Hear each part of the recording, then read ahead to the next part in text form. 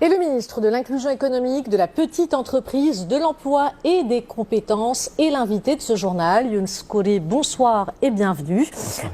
Alors pour commencer, on l'a vu, il y a une signature de convention, mais quels ont été les moments forts de cette 7e édition?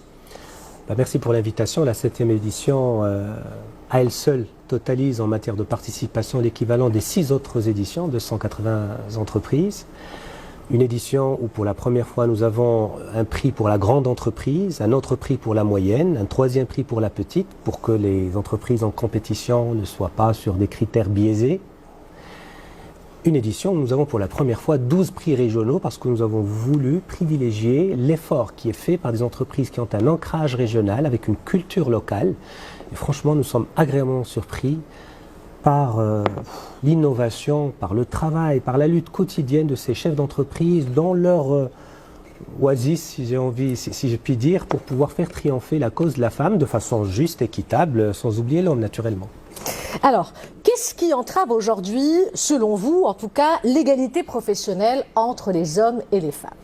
Bien des choses. Déjà, nous avons identifié une dizaine de critères pour évaluer ces entreprises et ce sont ces critères-là qui sont d'une façon ou d'une autre des entraves ou des contraintes. D'abord, il y a naturellement tout ce qui se passe à l'extérieur de l'entreprise. Car pour qu'il y ait égalité professionnelle, il faut déjà que la femme travaille. Pour qu'elle travaille, il faut qu'elle puisse se transporter. Donc il faut que les transports publics soient de qualité, safe comme on dit, pour qu'elles puissent venir au travail. Deuxièmement, la politique de recrutement. Il faut être sûr que dans le recrutement, on ne privilégie pas des horaires, on va dire fous, pour exprimer les choses comme ça. Il ne faut pas pousser les gens à rester jusqu'à 20 heures au travail si on veut être promu. Il y a aussi cette mixité des jobs pour aider les femmes à se rapprocher des métiers des hommes et vice-versa. Il y a cette représentation naturellement dans les enceintes de décision. Il y a naturellement la lutte contre tout type de discrimination ou de violence dans le milieu professionnel. Il y a l'aménagement des horaires de travail. Il y a le parcours professionnel qui n'a pas le même rythme pour bien des raisons. Et il y a cette grande question de la mobilité aussi, car généralement elle est associée à la promotion. Et vous savez très bien que changer de ville veut dire que toute la famille doit faire des changements importants avec les enfants qui sont scolarisés, avec le travail du mari, etc. Donc bien des choses sont là pour entraver. Et l'idée, c'était d'abord de sensibiliser, ensuite de voir quelles sont les pratiques que font ces entreprises à leur niveau, à leurs échelles respectives, pour pouvoir dépasser ces problèmes-là.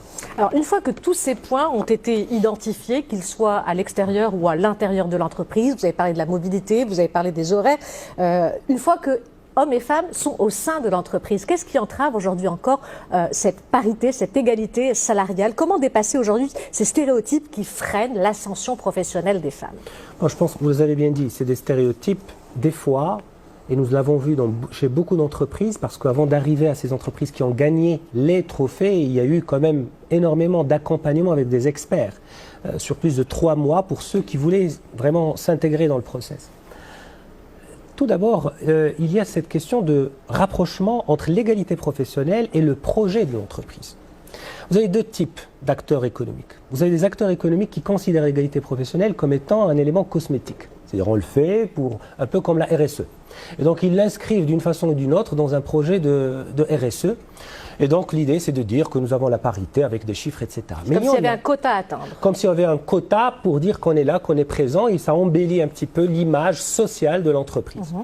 Mais il y en a qui lient l'égalité professionnelle à la performance de l'entreprise, au projet d'entreprise, à la façon de penser le business, à la façon de vendre, à la façon de distribuer, à la façon d'intéresser des femmes qui peuvent être des acheteurs, enfin des acheteuses, mais également des personnes qui vont prescrire. Si le business est exclusivement réservé aux hommes, parce que la femme peut être l'épouse, peut-être la maman, peut-être... vous voyez ce que je veux dire. Donc l'idée, c'est vraiment de ne pas rester sur des slogans et des chimères, et d'aller vers quelque chose de plus profond qui est le business model de l'entreprise, le positionnement de l'entreprise, que peut apporter la femme, pas seulement en tant que main-d'œuvre qui va produire dans le cas de la performance, la productivité, etc., mais également en tant qu'élément d'écosystème qui va soit acheter, soit prescrire, soit décider d'une autre façon de penser l'expérience client Parce que dans une société, on vit ensemble, il n'y a pas que les hommes, il n'y a pas que les femmes, il y a les deux. Et au-delà de tout cela, nous voulons également aborder des questions de fond à travers le Code du travail, qui est inscrit, comme vous le savez bien, dans le dialogue social, et pour lesquels les pourparlers sont prévus pour juillet 2023. Et de parvenir aussi à compétences égales, salaire égal. Ah oui, un grand sujet effectivement. Monsieur le ministre, merci d'avoir répondu à notre invitation. Merci à vous.